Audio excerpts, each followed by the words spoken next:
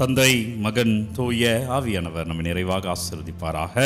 ஆமென். சனிக்கிழமை அன்னை மரியாள் ஜெபத்திலே ஆண்டவருடைய ஆராதனை, ஆசீர்வாதம், ஆண்டவருடைய வல்லமை, இந்த நாளுக்குரிய இறைவார்த்தை தருகிறேன். மீகா புத்தகம் எடுத்துக்கோங்க, 2வது அதிகாரம் 12வது வார்த்தை வாசிங்க. மீகா 2:12.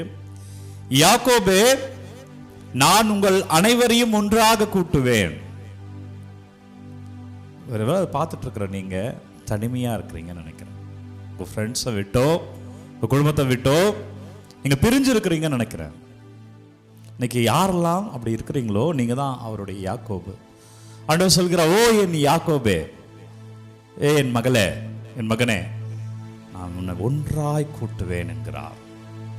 நான் உன்னை சேர்க்கிறேன் என்கிறார். நான் உன்னை ஆசீர்வதிக்கிறேன் என்கிறார். சனிக்கிழமை ஆண்டவர் இந்த மெசேஜ் தான் உங்களுக்கு கொடுக்கிறார். நீ பயப்படாத, வாழ்க்கை இப்படி தனிமையில் முடியாது. இப்படி தனியாகலாம் போராட வேண்டிய அவசியம் கிடையாது. நான் உன்னை ஒன்றாய் சேர்க்கிறேன், நான் உன்னை உயர்த்துகிறேன். உன் வீடு அப்படி இணையும், உன் நண்பர்கள் கூட்டம் அப்படி இணையும், உன் அலுவலகத்தில் அப்படி ஒரு இணைப்பு ஏற்படும். ஆண்டவர் இன்றைக்கு உறுதி தருகிறாருங்க. இயேசு கிறிஸ்துவின் திருப்பெயரில் அப்பா மேல ஒரு நம்பிக்கையில, நற்கருணை ஆண்டவர் மேல நம்பிக்கையில சொல்றேன். அவர் உனக்கு உறுதி தருகிறார். உன்னை அவர் இணைக்கிறார், நம்பு. உன் வீட்டை அவர் இணைக்கிறார், நம்பு. உன்னை அவர் அப்படி ஆசீர்வதிக்கிறார், நம்பு. இணைப்பில் இருக்கிறாயா, அந்த இணைப்பை உறுதிப்படுத்துகிறார், நம்பு. ஆண்டவர் சொல்றாரு, யாக்கோபே, நான் உங்கள் அனைவரையும் ஒன்றாக கூட்டுவேன். இஸ்ரவேலில் எஞ்சியோரை ஒன்றாக திரட்டுவேன். வீட்டுல இருந்து யாராவது ஒத்து 2 பேர் கூட பிரிஞ்சு போயிருக்கலாம். நண்பர்கள் கூட்டத்தில் இருந்து யாராவது உங்களை புரிந்து கொள்ளாமல் தவறாக எண்ணிக்கொண்டு உங்களை விட்டு உறவில் இருந்து பிரிந்திருக்கலாம். ஏனோ கணவரால் கைவிடப்பட்டு நீங்கள் தனிமையில் இருக்கலாம். உங்கள் மனைவியால் சரியாய் புரிந்து கொள்ள முடியாமல் நீங்கள் தத்தளித்துக் கொண்டிருக்கலாம். நண்பர்களால் தவறாய் புரிந்து கொள்ளப்பட்டு உங்களை ஒதுக்கி உதாசனப்படுத்தி இருக்கலாம். வேற்று தெய்வத்தை பின்பற்றுவங்க, உண்மை கடவுளை விட்டுட்டு போனவங்க, யார் யார் சொல்றதை நம்பி ஏமாந்து. இன்னைக்கு நம்ம கேத்தலிக் சர்ச்சில் அப்படி இருக்குல்ல, பிரிவினை சபை சொல்ற தப்பறையான கொள்கையெல்லாம், பொய்யான பிரீச்சிங்லாம் நம்பி சும்மா ஏன் போவோம், ஏன் அங்கே போனீங்க, இல்லை என்ன பைபிள் பற்றி பேசுகிறாங்களே, என்ன பேசுகிறாங்க, இல்லை ஒருவேளை அங்கே ஆசீர்வாதம் இருக்குமோ நீ ஏமாந்து போகிற. என்ன பேசுகிறாங்க போகிற அளவுக்குலாம் உனக்கு நேரம் கிடையாது. உனக்கும் உன்னுடைய மனைவிக்கிட்டையும் கணவர்கிட்டையும் உன் பிள்ளைகிட்டையும் நண்பர்கிட்ட இருக்கவே உனக்கு நேரம் இல்லை. நீ உன் கோயிலில் வந்து உன் ஆன்மீகத்துக்காக ஜெபிக்கிறதுக்கே நேரம் இல்லை. நீ என்ன பார்க்குற செய்கிறாங்க, என்ன பேசுகிறாங்க, அதுக்காக போன ஃபாதர் இல்லை. நீ அவங்க பொய்யான மெசேஜை பார்த்து ஏமாந்துட்ட. நீங்கள் அவங்க வச்சுருக்க பிரம்மாண்டமான செட்டிங்கெல்லாம் பார்த்து ஏமாந்துட்ட.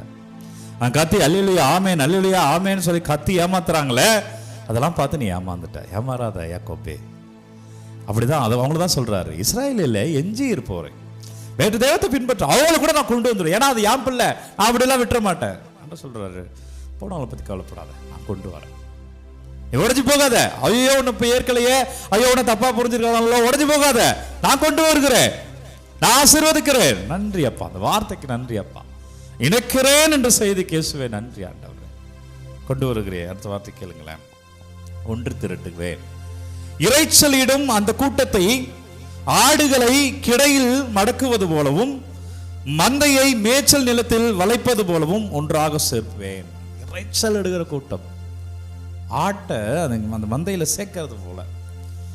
யாரெல்லாம் கத்தி உன் பேரை கெடுக்கிறார்களோ, உனக்கு எதிராய் செயல்பாடுகளை செய்கிறார்களோ, நீ நேர்மையா தான் இருக்கிற ஆண்டவரே, ஆனா எனக்கு எதிராக இதெல்லாம் நடக்குதாப்பா, நான் சரியானதான் செய்யறேன். 2வது எது சரின்னு பார்த்தவங்க. நான் ஒருத்தர் கூட காரில் வந்துட்டு இருந்தேன், சொல்லிட்டே இருந்தார் என்கிட்ட, ஆண்டவர்லாம் எனக்கு 2வது தான், ஆனால் நான் கரெக்டாக இருக்கிறேன், அதனால எனக்கு எதுவுமே நடக்காது. நான் சொன்னேன், நீ கரெக்டாக இருக்கிறன்னு உனக்கு சொன்னது யாரு?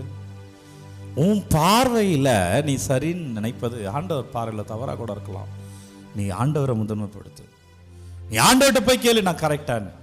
நீயே நினச்சிக்காது. நிறைய நேரங்கள் நம்ம பண்ணுறது தான், நீதிமான் நம்மளே நினச்சிக்கிறது, நான் கரெக்டாக தான் ஃபாதர் பண்ணேன்.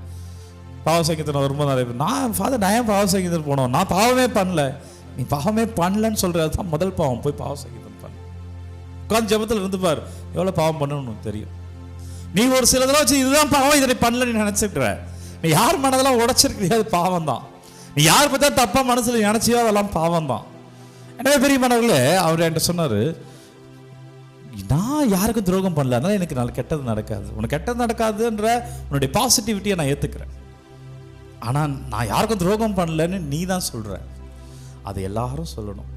அப்போ உன் கடவுளுடைய கண்ணில் தான் அவர் தான் அந்த ஒரு கேமரா பார்க்குற மாதிரி உன்னை பார்த்துட்டே இருக்கிறான். உன்னை முழுமையாக அறிவார். வெளியில் தான் உன்னை பார்க்குறாங்க, உன் அகத்தை தான் பார்க்குறாங்க, உன் புறத்தை யாருமே பார்க்கறது கிடையாது. எனவே உன்னுடைய அகத்தை அறிபவரும் கடவுள். உன் புறத்தை பார்க்குற மக்களுக்கு நீ உள்ள என்ன யோசிக்கிறது, ஆனால் ஆண்டவருக்கு அது தெரியும். எனவே ஆண்டவர் அதெல்லாம் பார்த்துக்கிறேன்கிறார். சனிக்கிழமை அப்பா நன்றின்னு சொல்லி உங்கள் தேவைகளெல்லாம் அப்போ கொடுத்துப்பீங்க. ஆண்டவர் உங்கள் வீட்டை ஒன்று சேர்க்குறேன்னு சொல்லியிருக்கார். நான் உன்னை தனிமையில் விட மாட்டேன்ற வாக்கு கொடுத்துருக்கார். நான் அப்படி ஆசீர்வதிப்பேன்ற வாக்கு கொடுத்துருக்கிறார். அப்படி உன்னை நான் உயர்த்துகிறேன் என்ற வாக்கு கொடுத்துருக்கிறார்.